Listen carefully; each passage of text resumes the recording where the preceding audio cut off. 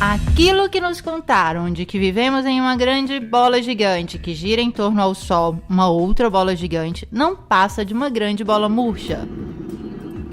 Vamos apresentar agora uma perspectiva diferente. A Terra é plana e parada, contornada de um círculo de gelo que detém os oceanos, de onde se levanta o firmamento e abaixo do qual giram Sol e Lua em órbita circular, muito semelhantes entre si. Este modelo, conhecido como Terra plana, é muito longe do que o homem moderno seja capaz de aceitar. Vejamos o porquê. Recentemente, Obama e Hillary Clinton falaram sobre a Terra plana. They must have been founding members of the Flat Earth Society. They would not have believed that the world was round. Eles são basicamente os protagonistas atuais da tripulação que durante séculos garantiram o domínio para poucos no mundo. Falaram sobre o assunto, evitando o argumento com método de sátira, tratando de escárnio e descrédito de todos os que ousam a questionar as versões oficiais. Nós, como sempre, permanecemos na estrada que mais poderia definir o erro. Escreve Bacone em Um Novo Órgão, 1620. A verdade se deixa descobrir dos erros mais rápidos do que da confusão. A questão da Terra plana explodiu em 2015, propagando-se por toda a web, em grande velocidade, envolvendo pesquisadores e pessoas comuns. O porquê nos explica Thomas Kuhn no seu mais célebre trabalho, A Estrutura das Revoluções Científicas. A ciência, segundo o filósofo, não avança por acúmulo de descobertas e inovações, mas a mudança do paradigma acontece através das revoluções. Como aquelas sociais, as revoluções científicas são anunciadas de uma crescente intolerância nos confrontos da ordem existente. Neste caso em particular, o cientista adverte que o velho paradigma deixou de funcionar, mas não renuncia facilmente. Ao contrário, obstrui a investigação. Os cientistas de ambos os lados exibem acusações de heresia, chamado de conspiração, ou ortodoxia, negação. Cada revolução científica não é apenas incompatível, mas muitas vezes incomensurável com o que a precedeu. E é próprio a incomensurabilidade que explica por que a passagem de um paradigma ao outro não pode se realizar gradualmente, nem pode ser imposto pela lógica ou de uma experiência neutra, mas deve acontecer de uma só vez, em uma revolução. Aquilo que vemos depende, seja, tanto de quem olha quanto da experiência visual anterior que lhe foi ensinado a ver. Nossas gerações, ao longo dos séculos, têm o conceito do globo girando, onipresente, como uma única possibilidade de existência para nós. Tudo aquilo que não está dentro desse paradigma está fora de qualquer possibilidade, fora da sociedade, da lógica, do mundo. No entanto, a elite globalista tem o prazer de revelar o modelo da Terra plana. A maçonaria tem de fato a obrigação de revelar a verdade e a fazem através de símbolos e mensagens disseminadas por toda parte. Nos filmes,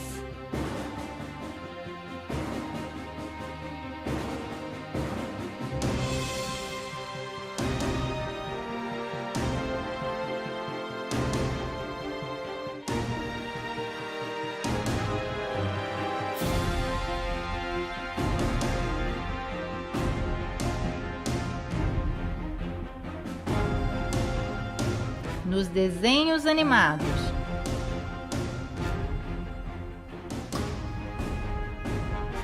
na internet,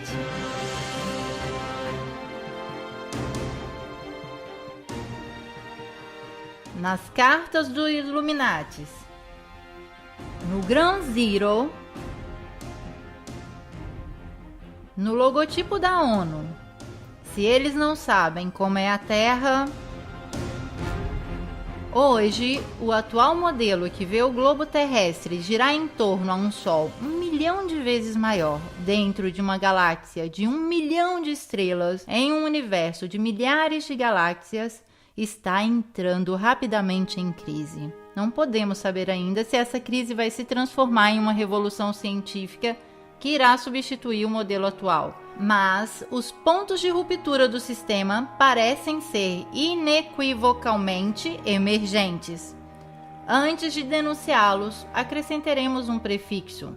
Todas as informações no campo astronômico hoje provêm exclusivamente do monopólio das agências espaciais. Estas, longe de se contradizerem, têm um denominador comum, como comum é o logotipo do vetor que as representa. Cada imagem, testemunho, experimento, informação, exploração e hipótese científica sobre a Terra e aquilo que a rodeia é nascido ou criado aqui, sob a proteção dos vetores e mantido com o dinheiro dos contribuintes mundiais. Completamos a observação com as palavras de Robert Simon da NASA. Pegamos os dados e fizemos uma imagem inteira. Depois tiramos as nuvens, colorimos de azul o oceano e onde é mais baixo de verde brilhante. Depois recolocamos as nuvens e onde tem uma ligeira fissura entre as órbitas, as repintamos. É sim Photoshop, mas tem que ser. Depois simulamos a atmosfera e por fim colocamos uma luz brilhante para ter o reflexo do sol sobre o mar. É um mosaico muito realístico. Eu não sou um astronauta, nunca estive no espaço, mas tentei criar a essência da Terra baseado nesta foto. É sim Photoshop, mas tem que ser. Sendo assim, a imagem da Terra que temos à disposição é reconstruída, alterada, composta, uma palavra precisa, falsa. O que é preciso para criar imagens falsas quando se tem a melhor tecnologia em mão? Basta uma tela azul ou um avião que viaja a gravidade zero e o jogo está feito. Aqui está o que vem mostrado a partir da telecâmera que está filmando o ex-presidente Bush em uma visita à NASA. Uma imagem recém-modificada em uma tela cromática. A tela cromática é um instrumento usado para substituir a cor de fundo para qualquer cenário. Com CGI, computação gráfica, se pode ter acesso à Terra do nunca com sua nave que não existe. O truque consiste em deixar bolha de ar flutuar. Aqui está o jogo, aqui está o truque. Eles próprios nos mostram. Ou mesmo se pode fazer um passeio no espaço. Que tal dessa vez pegarmos uma carona com os chineses? E aqui também as bolinhas viajam tranquilamente. Será que eles estão em uma piscina de exercitação? Se pode criar um boneco do nada quando a insolência não tem limite. Ou mostrar a face oculta da lua quando o mau gosto é sem vergonha. Tudo rigorosamente modificado, digitalizado, falso. Por que não mostrar imagens autênticas? Provavelmente porque não existem. Até hoje não é possível ter uma foto autêntica da Terra. Basta ver a relação de grandeza que nos mostram para entender que nem mesmo eles têm uma única matriz. Supostamente esta foto foi tirada por um cientista que estava na Lua, mas basta aumentar a luminosidade para descobrir o truque. Um corte retangular e a imagem está pronta. Qualquer que seja a interpretação que vocês queiram dar ao vetor que está presente no logotipo das agências espaciais, os cientistas que fazem toda essa manipulação se comportam em concordância como charlatões nessa grotesca farsa maçônica, cada um com seu papel. Cristoforetti, entre um shampoo e um rápido banho de gato, se exibe em uma cena de normalização das fumaças químicas. Adam Stelzner, o ator na comédia da aterrissagem a Marte, onde parece existir de tudo: ossos, lenha, ratos, a menos que sejam, como muito provável, imagens tingidas de vermelho. Photoshop falso. Certamente não publicado por engano, mas voluntariamente usado como um teste de estresse para as nossas mentes que, diante de uma falsificação perpetrada de uma autoridade, serão sempre mais predispostas a aceitá-las. Dissonância cognitiva. E Obama, que quer desenvolver tecnologias para ultrapassar os cinturões radioativos de Van Allen e enviar pela primeira vez um homem na órbita baixa? Mas espere, os Estados Unidos já não realizaram essa missão 50 anos atrás, desembarcando na Lua com um monte de lata velha e folhas de alumínio ligados com fita adesiva?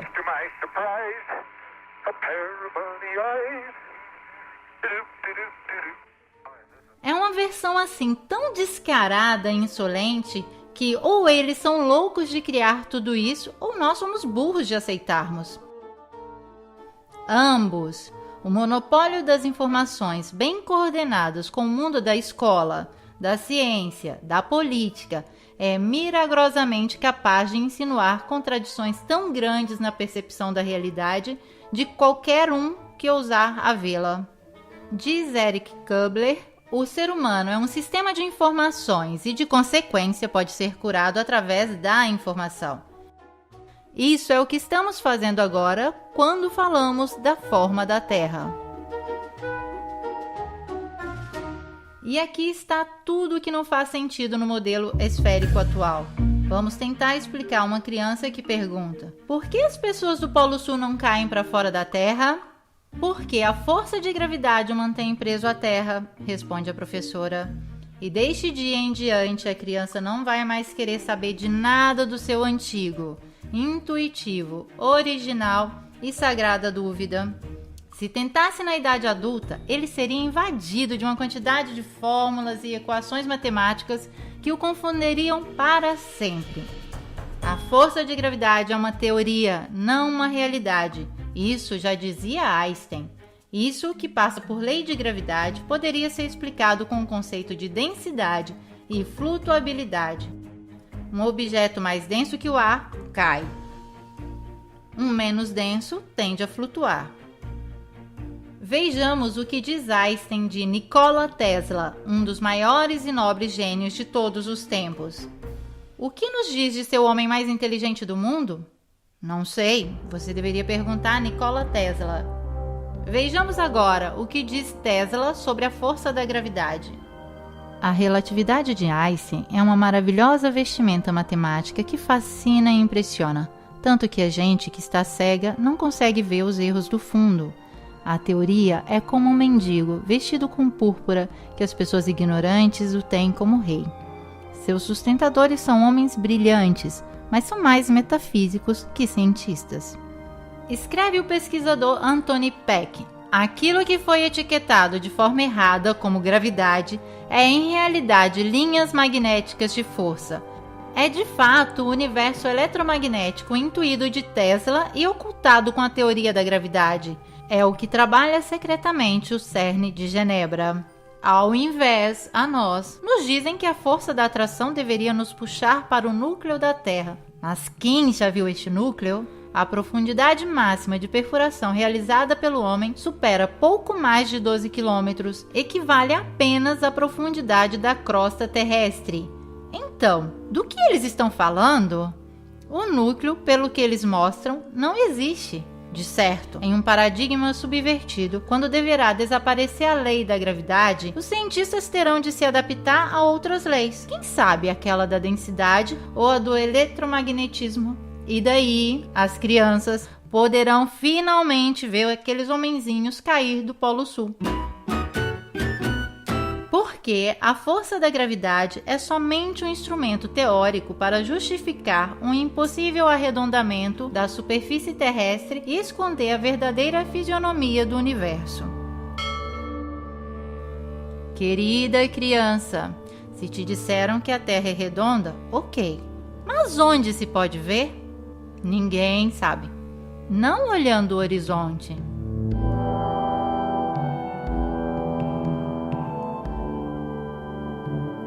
Não da janela do avião.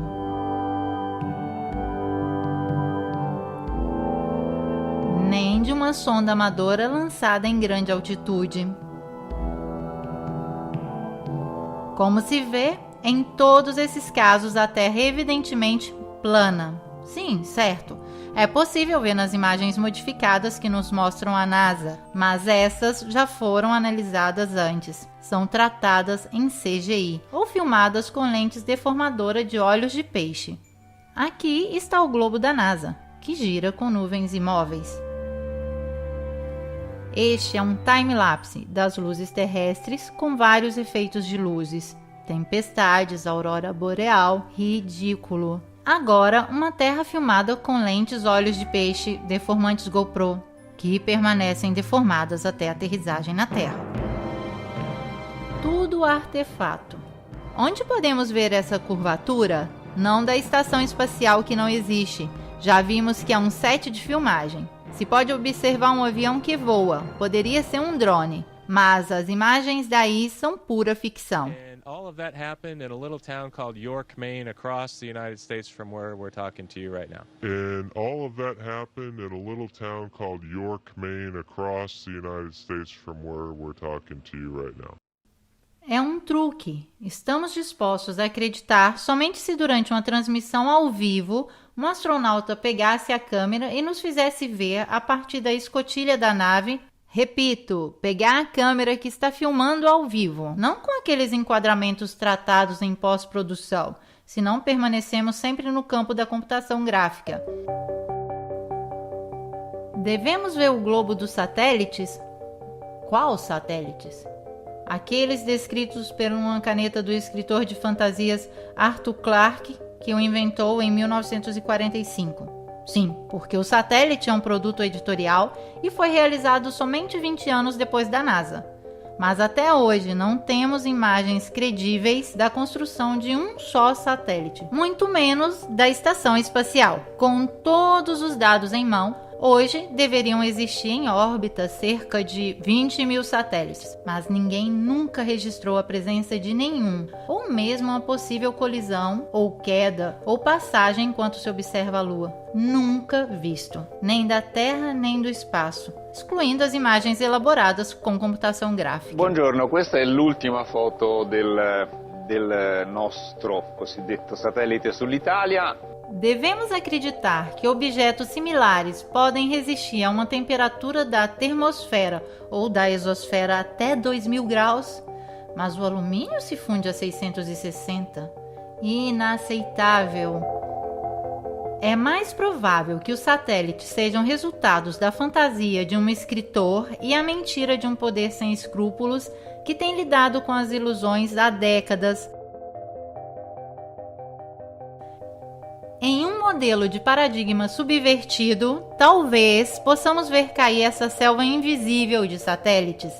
Também porque hoje todas as telecomunicações são realizadas por milhões de quilômetros de cabos de fibra ótica e de antenas de rádio em todos os lugares do nosso território. Verificar a existência de um satélite nos dias de hoje seria muito fácil. Bastaria que girassem o telescópio Hubble, por exemplo, da parte da Terra e nos mostrasse ao vivo o centro de uma cidade americana. Não irão fazer jamais, não podem, porque teriam de colocá-lo em órbita, mas deveriam primeiro criar uma órbita em torno ao globo. Esta, de fato, está em discussão no modelo da Terra plana. Aqui, a Terra não é uma bola que nos contaram.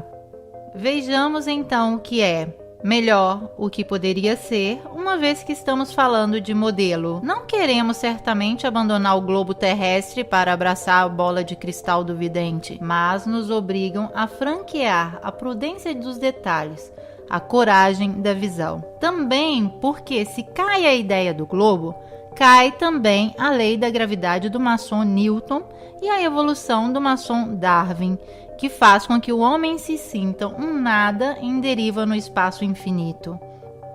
O próprio Darwin, indicado no Protocolo dos Sábios de Sião como uma chave importante para enfraquecer os não-hebreus, programando seus cérebros à falsidade de que tudo é uma coincidência e que somos grãos de poeira sem importância. Agora voltemos para a Terra. Cada objeto que some no horizonte termina embaixo da curvatura terrestre. Isso é o que a ciência ortodoxa diz da boca do pai a uma criança que vê o mar pela primeira vez. Mas não é verdade. Com um zoom óptico, a figura que tinha sumido no horizonte reaparece à nossa vista. Isso simplesmente porque o desaparecimento não é efeito da curvatura, mas do fato que o nosso olho é limitado ao ponto de fuga de nossa perspectiva, sobre o qual um objeto vem progressivamente cancelado do nosso horizonte visível. Se a curvatura da Terra fosse, como dizem, de 8 polegadas por 1 milhão multiplicado pelo quadrado da distância, poderíamos calcular com essa tabela o tamanho da curvatura para cada distância percorrida. Por exemplo, uma distância de 190 km deveria ter uma curvatura de 2.800 metros. Mas se fosse assim, como podemos ver da cidade de Ventimiglia o Monte Cinto, em Córcega, alto 2.700 metros? O ponto de observação é ao nível do mar e a distância entre essa praça de Ventimiglia e a ponta do Monte Cinto é exatamente 190 quilômetros. Se a Terra fosse curva, nós poderíamos ver somente terras mais altas que 2.800 metros. Ao invés, é possível ver toda a silhueta de Córcegas, de cima em baixo, inexplicável para o modelo esférico. E de experiências como esta, a web está cheia. Como é possível esta vista?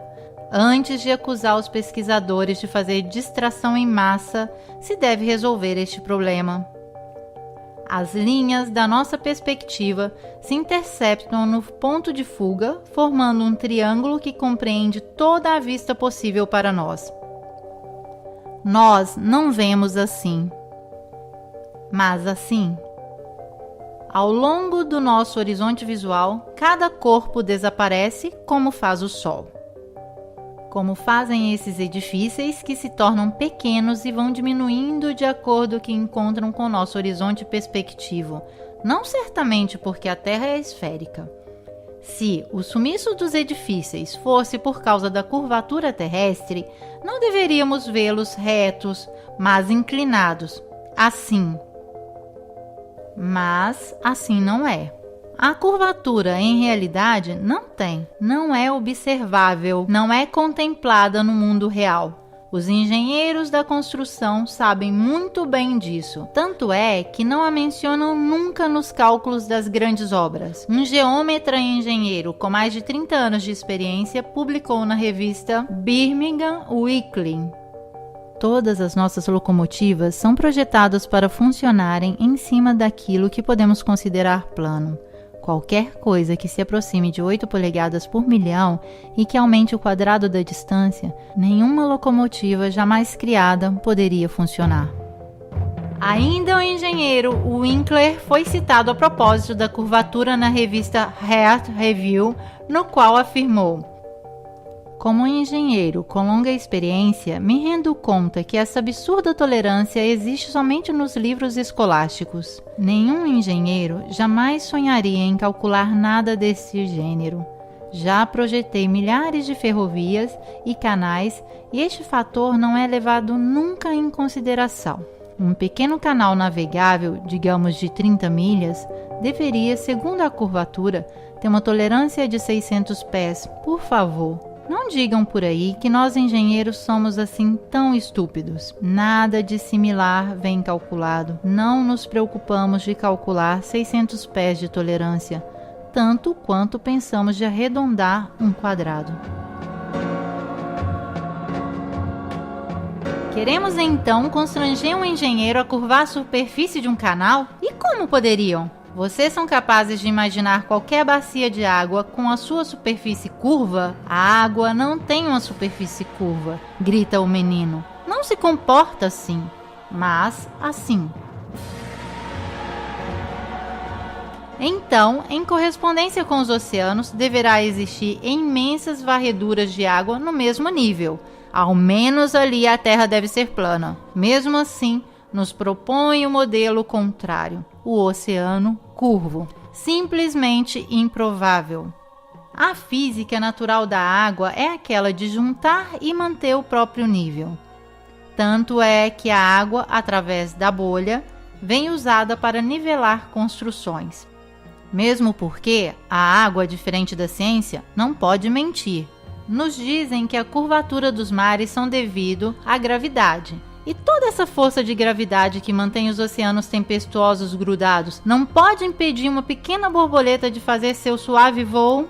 Pura fantasia. O voo de um avião nos diz ainda mais. Vamos dar uma olhada. Segundo a lógica, o avião, para voar em uma altitude em respeito à superfície curva, deveria direcionar de vez em quando seu bico para baixo. Mas não acontece. Por quê? Pergunta agora nosso famoso menino que pegou um pouco de coragem. Porque a força da gravidade, sempre ela, tem o avião em uma linha curva paralela ao solo, como se a aeronave fosse uma esfera ligada à Terra com uma corda. Responde a ciência ortodoxa. Então, se para estar na curvatura para baixo não é necessária nenhuma compensação, para não estar em nenhuma curva e permanecer linearmente, o piloto deveria corrigir a rota do avião para o alto? Pode parecer científico para a ciência, mas é ilógico. E se bastasse um voo linear para se perder no espaço, para que serviria um míssil? Ciência e tecnologia são assim tão incongruentes? Não, não é assim. Como mostra essa fumaça química que persiste por quilômetros, os aviões voam linearmente e sem nenhum perigo de escorregar para o universo. Agora vamos pegar uma rota aérea, neste caso em particular, ocorrida em 2015. Um voo de Bali a Los Angeles deveria recorrer a uma aterrissagem de emergência no Alasca. Mas em qual modelo seria considerada de emergência essa trajetória a respeito àquela? No modelo esférico, as duas rotas parecem muito similares. No modelo da Terra plana, tudo parece mais coerente. É nesta superfície que voam os aviões. Somente assim podemos entender o porquê dessa rota. Esta, na realidade, é esta. Esta é esta. E esta ainda é esta. E tudo isso por um simples princípio de economia. Não existe empresa aérea que não prefira adotar um critério da rota mais curta e econômica. Esta loucura existe somente em um modelo virtual que nos enfia um goela abaixo com serviços de bordo enquanto comemos nossos amendoins. As rotas aéreas são todas calculadas em um mapa similar, porque se realizam sobre uma terra plana. Tanto é verdade que nunca nenhum voo circunnavegou a Terra de norte ao sul. A única rota impossível em uma terra que não seja uma bola.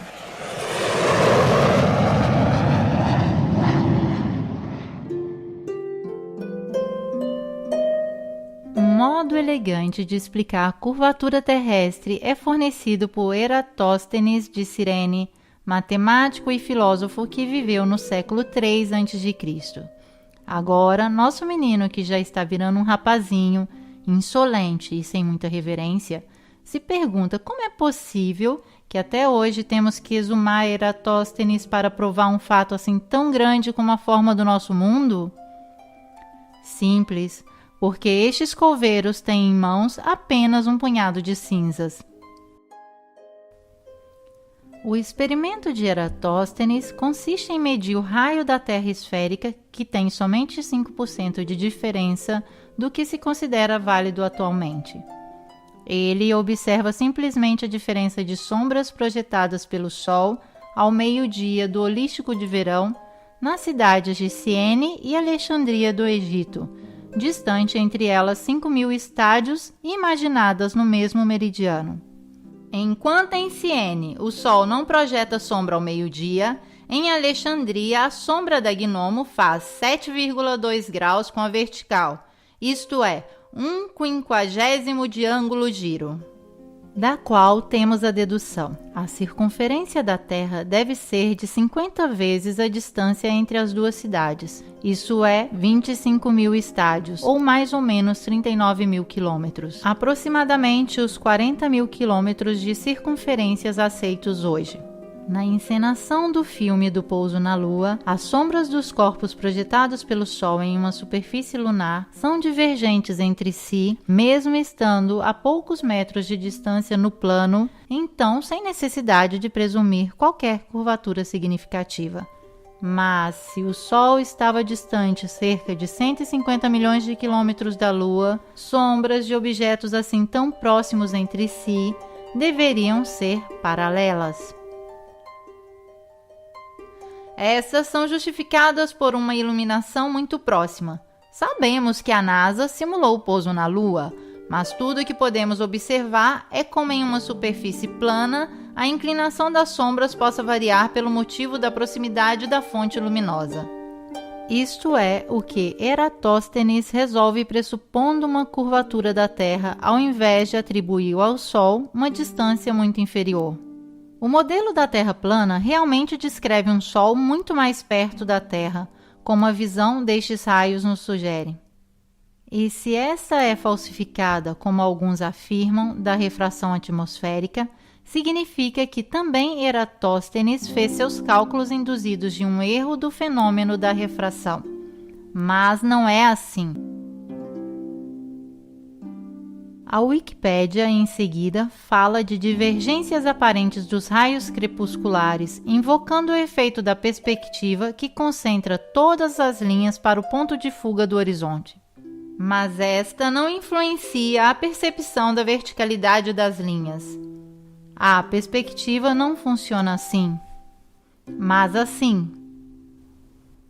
Porém, nós vemos os raios solares deste modo. Isto significa que a divergência é devida à natureza de uma fonte em todas as direções das luzes que vem de um Sol muito menor e mais próximo do que aquele que nos contam. Sendo assim configurado, o Sol cria sombras divergentes, como essas medidas por Eratóstenes sobre uma distância de 5.000 estádios, mas de uma Terra plana.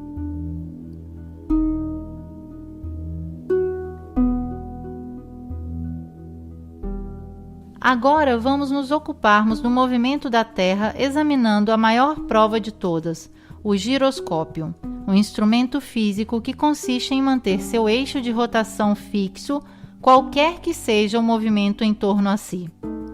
Isto acontece pelo efeito da lei de conservação do momento angular e se realiza através da ligação exclusivamente mecânica do eixo de um rotor com sua suspensão cardânica.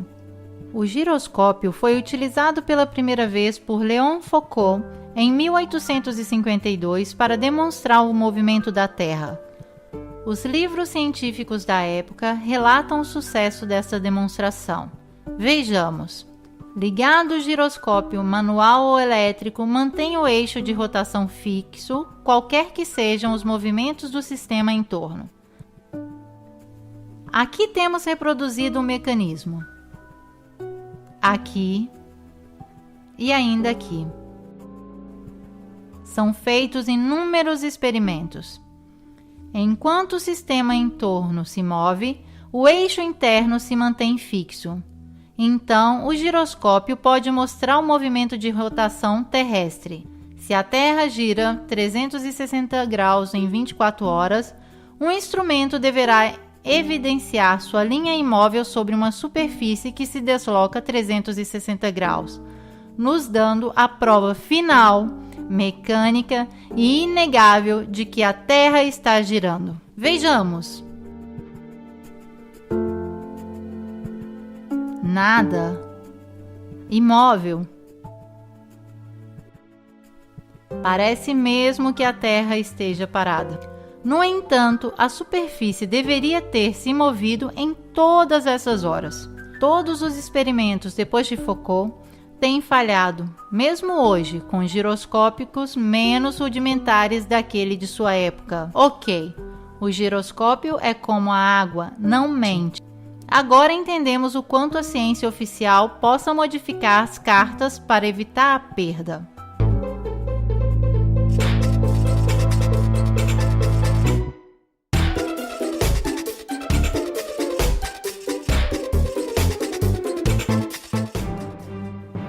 Temos ainda o efeito Coriolis. Os divulgadores científicos não veem a hora de se afirmarem sob fórmulas que demonstrariam como essa força aparente pode fazer girar os redemoinhos dos drenos dos banheiros em sentido horário se você usa o bidê no hemisfério norte e sentido horário se você usa no hemisfério sul. Basta, te peço. Para saber mais sobre os drenos dos bidês, consulte o Wikipédia. Eles inventam forças imaginárias e as aplicam como querem. Fazem valer o efeito Coriolis para um tiro de bala disparado no ar que supostamente se deixa agir dessas forças antes de bater no chão, mas não para um avião que deveria também sentir o movimento da Terra e aterrissar assim, porque as loucuras podem ser colocadas em circulação até que se choquem com a parede da realidade. Vamos desmascará-los. Os redemoinhos e os drenos dos banheiros giram ambos os sentidos em todos os lugares, e os aviões podem aterrissar tranquilamente sobre a Terra parada. Se a Terra girasse com sua atmosfera constantemente para o leste a 1000 milhas por hora, nenhum avião doméstico que viajasse a 500 milhas por hora conseguiria chegar à sua destinação no Oriente antes que seu destino o alcançasse por trás. De fato, se refletirmos, a rotação da Terra é invisível. Infelizmente, nós não acreditamos naquilo que vê em nossos olhos porque nos ensinaram um sistema maquiado, o qual nos faz acreditar naquilo que nunca foi confirmado da observação ou dos experimentos. Lembrem-se, nenhum experimento jamais demonstrou que a Terra se move.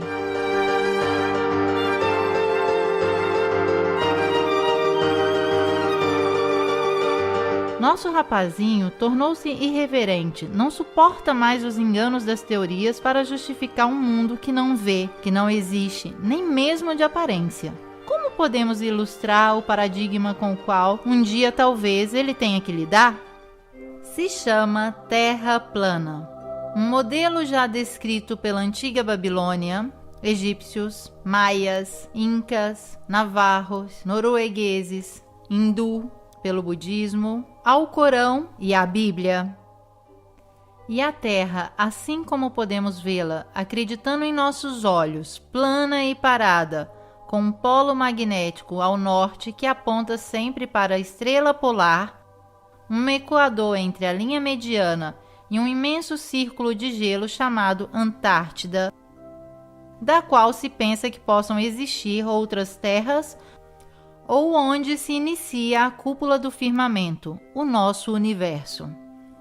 Esta é a volta que fazem as luzes siderais de forma concêntrica em torno à estrela polar.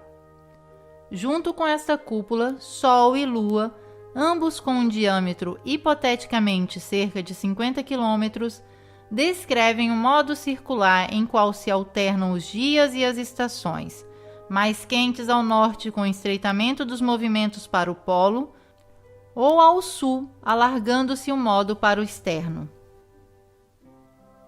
Se o Sol gira em cima e em torno à Terra cada 24 horas, movendo-se regularmente de trópico a trópico a cada 6 meses, permite que as regiões centrais e setentrionais recebam anualmente muito mais calor e luz solar que as regiões meridionais ao longo da circunferência. Do momento em que o Sol se move mais rapidamente em cima das regiões meridionais, nas mesmas 24 horas que se deve passar sobre a região setentrional menor, sua passagem será em proporção necessariamente mais lenta. Isso explica perfeitamente as diferenças das temperaturas entre Ártico, menos 30 graus de média, e Antártico, menos 60 graus de média, as diferenças de estações e de duração da luz do dia. A explicação das estações assim formuladas parecem muito mais convincentes do que aquela do modelo esférico. Neste, de fato, as diferenças de estações são causadas da inclinação dos eixos terrestres em respeito aos raios de Sol. Teoria que traz o resultado paradoxo que no hemisfério boreal, o nosso, é mais frio quando a Terra está no ponto mais perto do Sol e mais quente quando a Terra se encontra no ponto mais distante. Como Como pode uma pequena diferença de inclinação influenciar tanto assim, quando uma diferença de 5 milhões de quilômetros de distância influencia tão pouco? O rapazinho, já bastante crescido, recorda que nunca foi capaz de entender perfeitamente esta incompreensão. Até que Obama falou da Terra plana. O modo concebido no modelo plano resolve também as incongruências insustentáveis sobre a Lua. A versão mais aceitada nos conta que a Lua gira em torno da Terra com uma órbita de 28 dias.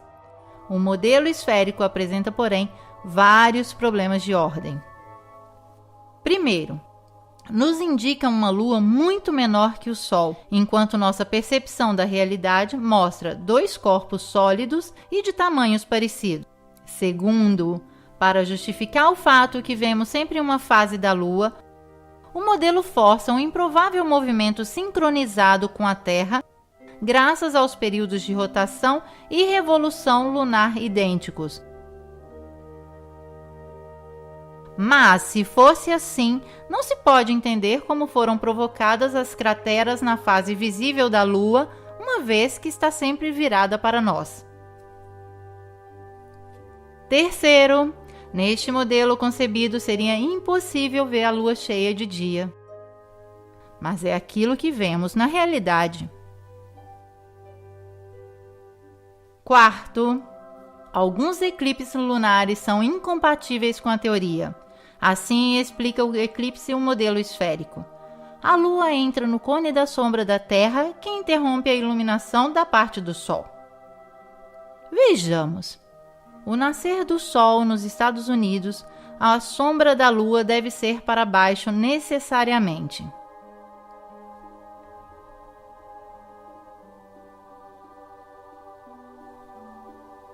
Mas, na realidade, não é assim. Estamos no Novo México, durante o eclipse de 10 de dezembro de 2011. Com o nascer do Sol, a luz do dia aumenta, mas o cone de sombra da Lua está no alto. Ao invés, deveria estar no baixo. Este mesmo fenômeno foi observado com incredulidade em Illinois às 6h30 da manhã. I find very interesting is I was expecting the shadow to come upward across the moon as it would go down and it would pass into shadow, and actually it's going the other way around. Também neste caso temos que escolher: ou acreditamos na ciência e fazemos de conta que a realidade não existe, ou observamos a realidade e damos o chute definitivo ao modelo esférico. No paradigma da Terra plana, a Lua, que seja uma esfera, um disco ou quem sabe qualquer outra coisa, tem uma órbita um pouco mais lenta daquela do Sol, 25 horas. Este é o modelo que nos parece mais plausível. O modelo indicado explica também o eclipse solar, fenômeno que os antigos sabiam calcular perfeitamente sobre a base desta planta, a Terra plana. Agora vamos passar para o Sol. Como o nascer do Sol é o seu lento aproximar-se vindo do leste, o pôr do Sol nada mais é que seu desaparecimento no horizonte visível dos nossos olhos. Nenhuma curva o coloca abaixo do horizonte. O Sol simplesmente some do ponto de vista da nossa perspectiva. Ainda uma vez que a observação da realidade nos dá a percepção exata das coisas. Parece de fato evidente que seja o Sol a se aproximar ou se afastar de nós, girando em uma Terra plana que é o centro do universo a nós visível. Uma das principais chaves para o arranque da crise do paradigma esférico é de fato colocar luz nas contradições junto ao modelo universo dominante. Se a Terra estivesse a girar, se encontraria com estações contrárias nas duas posições opostas ao Sol A e B. Passando então de um ponto ao outro, devemos observar a inversão dos dias com as noites. Meia-noite de junho deveria se tornar meio-dia em dezembro. Isso não acontece porque dizem que a cada 24 horas a Terra gira 1 grau a mais em sua rotação, não 360 graus, mas 361 graus. Esta compensação manteria os dias e as noites nas duas posições da Terra indicada. Então, a inclinação do globo permaneceria invariada 23,5 graus em junho, como em dezembro. Considerando que o Polo Norte aponta sempre para a estrela polar, como pode acontecer isso no mesmo momento A e B, que estão distantes entre eles 186 milhões de milhas e com uma inclinação do eixo invariado? De fato, a realidade não é compatível com a teoria, como ao invés em um modelo parado, que descreve uma superfície plana, sobre o qual gira o firmamento de estrelas sempre em torno à estrela polar. O que inventaram os teóricos ortodoxos para justificar a esfera?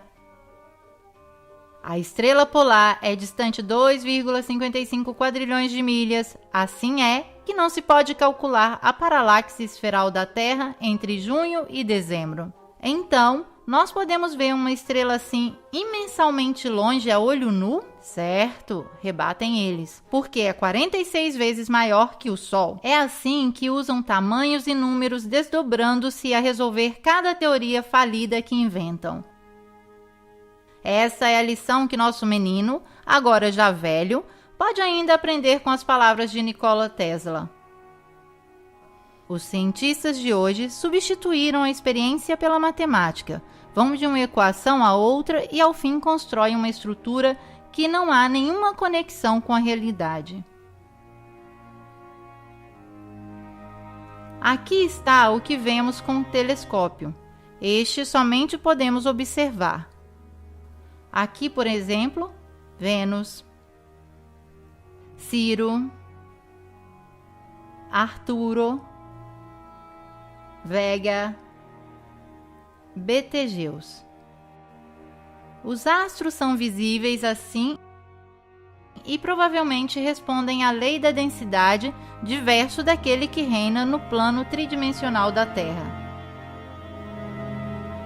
Vivemos em um sistema no qual somos o centro enquanto estrelas rodam em torno, ou somos a periferia que se move em um sistema solar na infinidade do universo?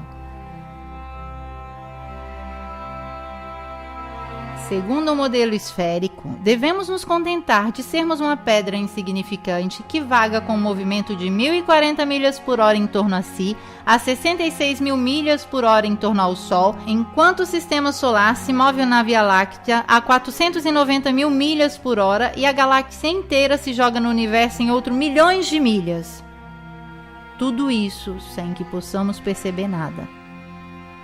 Percebemos a corrente de ar, de água, a densidade dos corpos, o eletromagnetismo que causa terremotos, mas a velocidade com a qual se move o nosso planeta, não.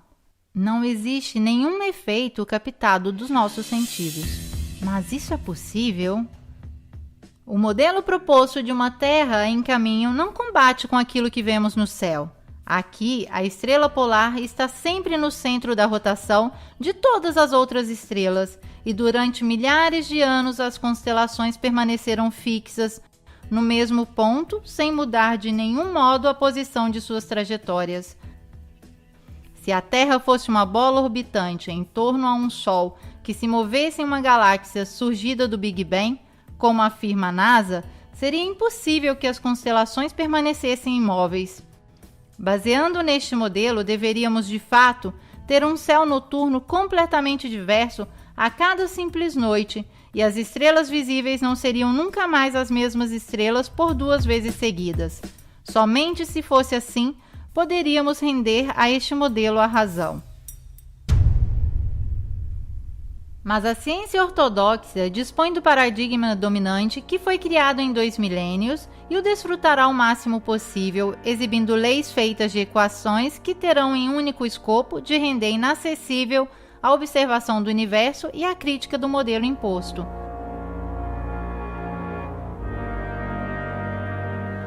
É por isso que depois da exploração do almirante Byrd, que com suas viagens revelou um local desconhecido da cadeia do gelo antártico, surgiu um tratado internacional que fechou este local para qualquer acesso.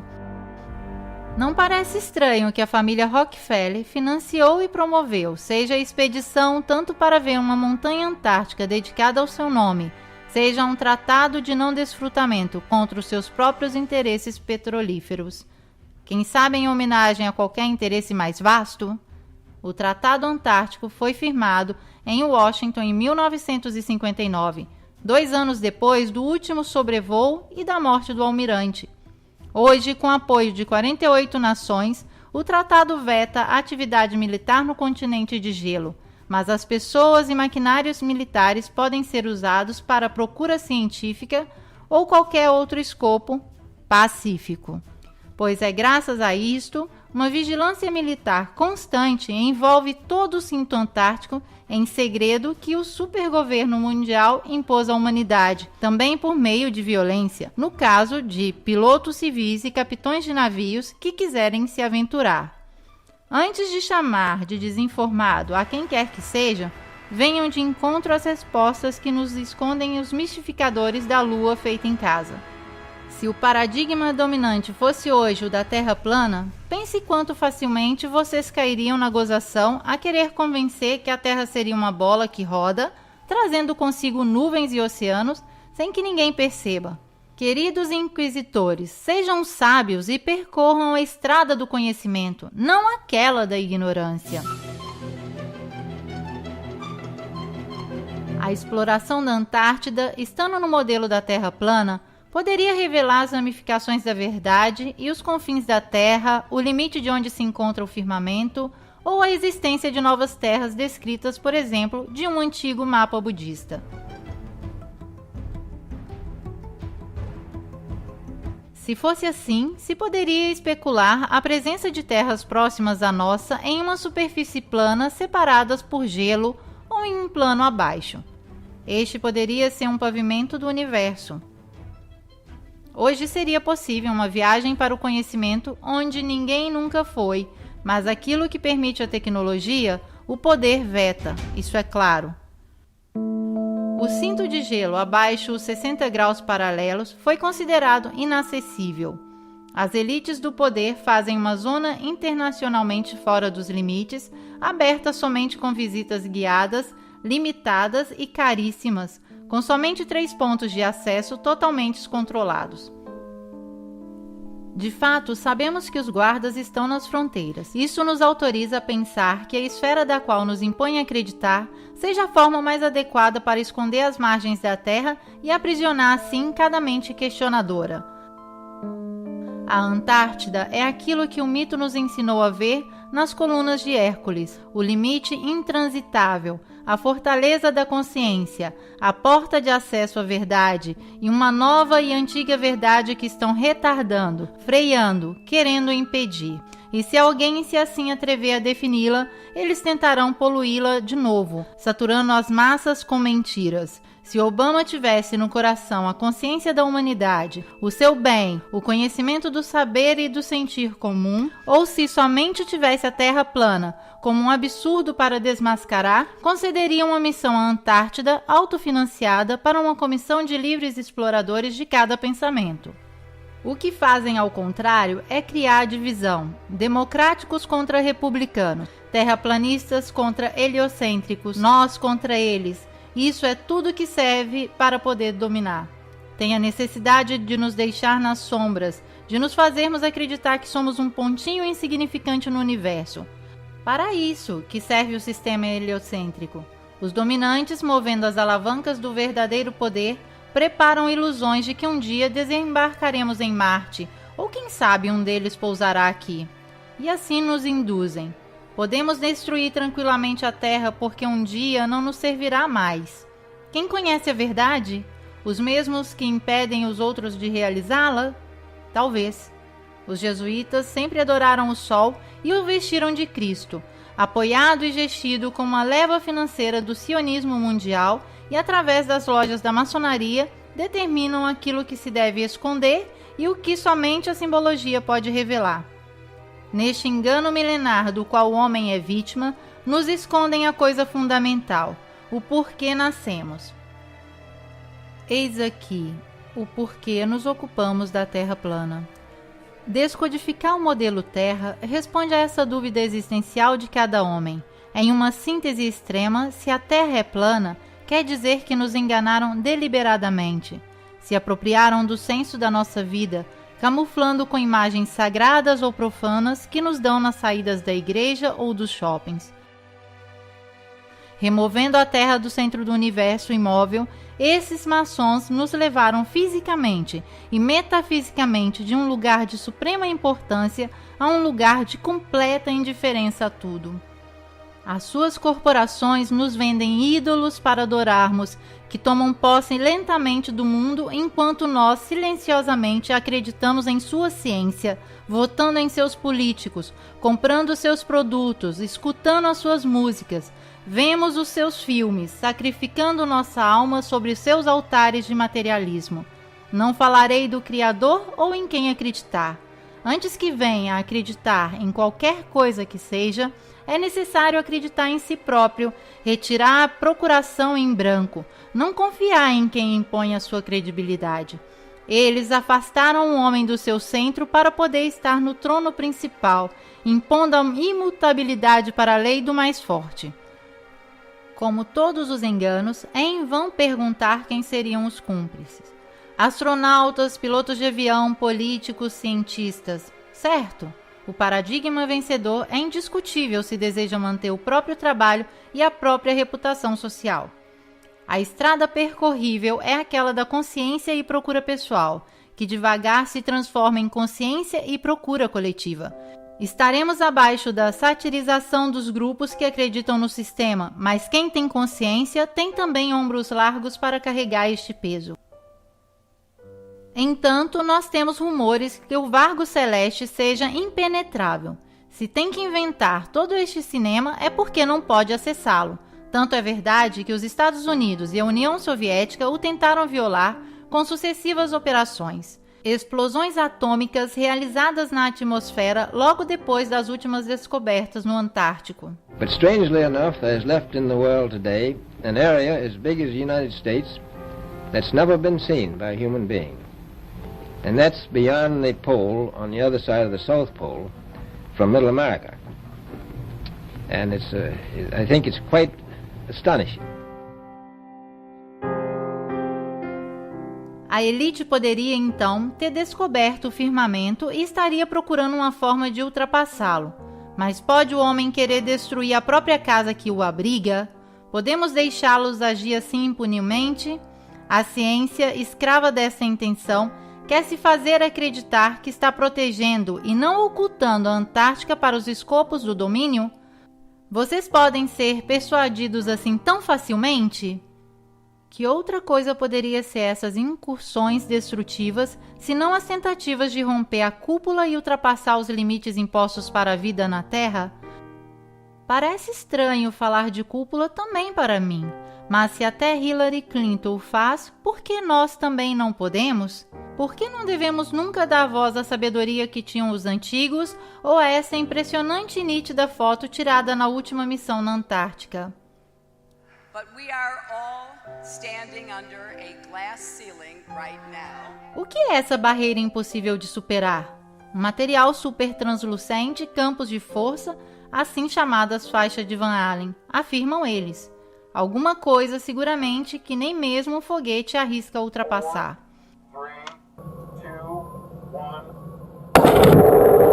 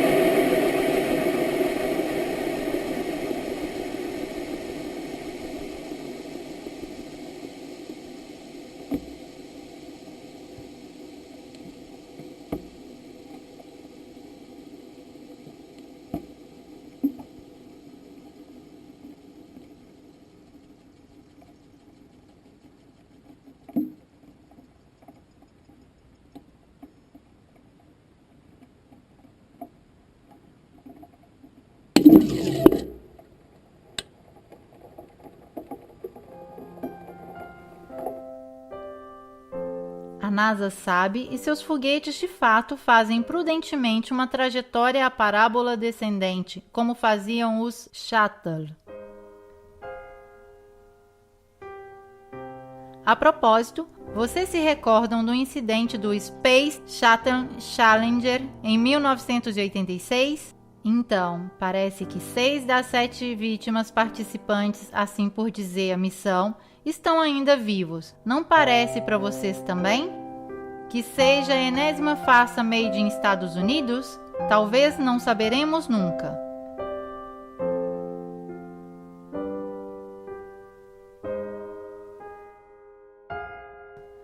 Este documentário não acabará com a revelação de uma verdade em mãos, a verdade que hoje escondem, nos é comum também se pensarmos diversamente. Talvez é a nossa grandeza, a importância daquilo que assim cautelosamente a natureza, Mãe Divina, confiou dentro de um firmamento assim infalível, que parece existir como única e grande consciência, uma inteligência que o código divino de Fibonacci parece descrever.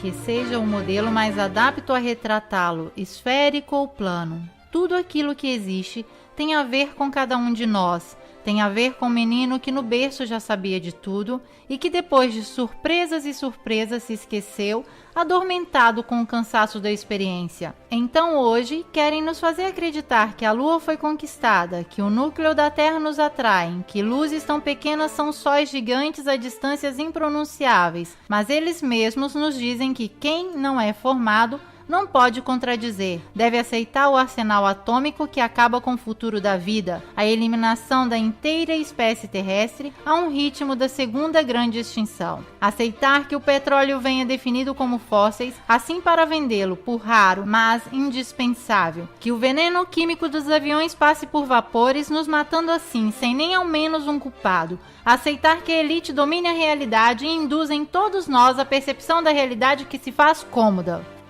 Para nos convencer que a guerra é boa, a competição é boa, o domínio é bom, que a depauperização é boa, a crise é boa, que também as taxas são boas, o mal necessário, se quiserem chamá-lo. Isso é o que estão te fazendo aceitar. O modelo pode se subverter. E a Terra, assim como a vemos, é única, sozinha, inequivocavelmente o tamanho do nosso existir.